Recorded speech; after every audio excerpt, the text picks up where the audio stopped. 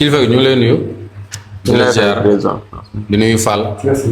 suñu partenaire la. di nuyu aussi suñu gars yi. donc ça nous présente na délégation bi déjà. mais pour leeral rek l'interzone c'est la crème sportive de la commune. commune Tivaouane Peulh Niaga compose 55 ASC. 55 ASC répartis en 4 zones. zone Tivaouane Peulh et environ, zone Niakoulrap et environ, zone Niaga et environ et zone Niaga Peulh et environ. donc ñoom ñëpp ñoo regroupé wu au sein de l'interzone. donc loolu mooy interzone ñun tey jii délégation bi mooy waxal tout ce qui est sportif, tout ce qui est navétane dans la commune. donc tey ñu ñëwoon seet si la avec un programme, un événement bu ñu am ci Lac Rose nekk le tirage de l'interzone.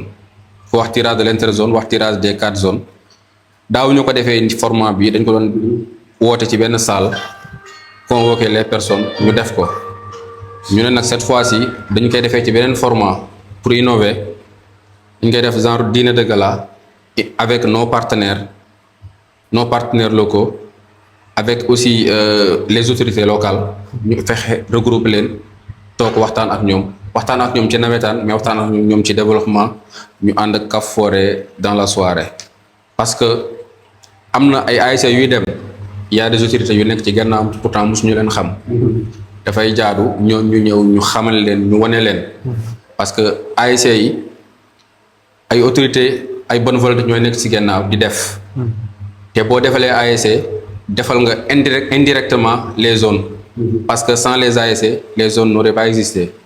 donc loolu moo waral ñu amoon initiative boobu pour regrouper vraiment les autorités les bonnes volontés aussi les dirigeants sportifs à ce que ñu toog ci benn dîner de gala waxtaan.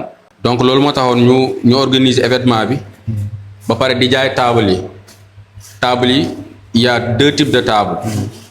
une table à 200 000 et une table à 100 000 francs. pourquoi ñu def ko nii parce que bëgg nañ kenn ku ci nekk rek cër ba nga xamante ni moom nga ci bëgg a am nga am ko ci. donc puis c'est à table à 200 000 avec une délégation de 6 personnes bi aussi parce que am na ñoo xamante ne bii dañuy bëgg par exemple am une délégation au-delà de 6. moo tax parfois ñu koy organiser de telle sorte que yow li nga bëgg ci ñu accompagner cette délégation mën nga am de plus boo bëggee 12 tu vas prendre peut-être que 7 tables avec une autre table mu nekk peut-être une délégation de 12 personnes et autres. ainsi de suite en tout cas bëgg nañ bépp autorité boo xamante ne bi moo ngi fi ñu war la xam. vraiment ñu aussi ñu dox ci suñu part pour xam la pour aussi nga fekk jotaay yu mel noonu pour que ñi la xamul woon xam la parce que c'est important. vraiment ci initiative loolu moo nekkoon initiative bi bu fekkente ne xëy na am na lu ci manqué samay naataango yi kii ci benn zone bi zone Niaga Peulh environ kii mooy président zone bi le président Demba Sow Niaga Peulh fii la dëkk. donc fii yaa kii Niaga la dëkk kii il est de Tivaouane Peulh mooy président commission finance bu zone bu Tivaouane Peulh bi kële il est de Niakoulrap mooy le secrétaire général de l'ASC Niakoulrap de la zone de Niakoulrap du moins donc ñii sont des gens de Niaga donc commune bi moo fi daje en quelque sorte vraiment aussi di la remercier falaa ñu waroon njëkkee sax di la remercier ci accueil bi et aussi di la ñaanal yàlla jàmm. Situation extrêmement précaire. Le mouvement navétane à Tivaouane Peulh, vraiment, ce sont des géants. Ils sont partis de rien pour devenir ce qu'il est présentement. C'est-à-dire, l'objectif, c'est d'avoir des moyens pour pouvoir repartir de plus belle. Parce qu'ils sont confrontés à plusieurs problèmes. Parce que souvent, ils ont été, par rapport à la situation présentement, ils méritent vraiment d'être accompagnés des soutiens. Donc, je vous exhorte à les accompagner. Je vous exhorte à les soutenir. Parce que vous êtes jeunes, hein? On ne peut pas se départir du mouvement navétane. Ce n'est pas possible. Vous êtes des collaborateurs. Donc, votre rôle, c'est de les accompagner, de les soutenir. Ça, c'est important. Je l'ai dit tout à l'heure. Il faut prendre leur contact, les appeler au quotidien. Parfois, il y a des finales même auxquelles vous devrez prendre ces finales, c'est important. Mais pour permettre quand même d'avoir une visibilité. Futuriste, ça c'est important. C'est important. Donc, vraiment, le choix n'est pas parfait. Parce qu'il y a d'autres responsables qui sont à Tivaouane Peulh. Donc, c'est un choix vraiment judiciaire. Donc, vraiment, je ne sais pas votre programme, mais il faut quand même contribuer de manière efficiente, financièrement, pour accompagner ces jeunes parce que c'est une question militaire. J'ai dit même à mon ami là, même au niveau de du SAT, j'ai dit tout à l'heure qu'ils ont besoin de logistique. C'est une zone qui est dépourvue de logistique. On en a parlé. J'en ai même parlé avec nous. Bon, Inch'Allah, on est en train même de voir le jour de la finale. Qu'est-ce qu'ils pourraient faire pour accompagner la zone? Donc c'est ça les autres visées. Ce logistique-là, c'est de mettre en exergue la presse, mais surtout pour nous accompagner à pouvoir atteindre nos objectifs. Quand même depuis un moment, ak ñoom Madiop surtout ñoom ñooy gérer affaire yi ah Samba gars yi ñooy gérer seen tournoi yi de ah vraiment le remercier encore une fois c'est eux qui ont eu l'idée quand même d'organiser ce tournoi là juste en fait à visée politique certes parce qu'on est quand même dans un processus de massification pour répondre un peu à l'appel du président Ousmane Sonko mais à mon avis il faut toujours joindre l'utile à l'agréable parce qu'encore une fois zone yi on n'est pas venu ici pour faire de la politique mooy dëkk si fii c'était pour dëkk sama njaboot parce que je fréquentais la Cruz mu neex ma j'avais la possibilité de dëkk feneen ma ñëw dëkk fii ak sama njaboot c'était pour ça donc en réalité lii daf ñu dab pourquoi parce qu'on a remarqué man ak Samba maak ñeneen ñu nag waa Pastef et cetera qu'il y avait des choses à faire au niveau de la mairie et ça je le dis tout le temps on est vraiment très en retard par rapport à ce qu'on pourrait avoir par rapport au potentiel de la commune de Tivaouane Peulh Niaga Ndao. Pour parler spécifiquement de la jeunesse et plus particulièrement des ASC, à mon avis, tout comme les partis politiques, vous avez une responsabilité par rapport à la formation de la jeunesse, par rapport à l'encadrement de la jeunesse. Moi, j'ai entendu parler à Tivaouane Peulh d'un marché bu ñuy jaayee 15 quoi. Waaw. N'est-ce pas ñu dëkk Tivaouane Peulh. Hein?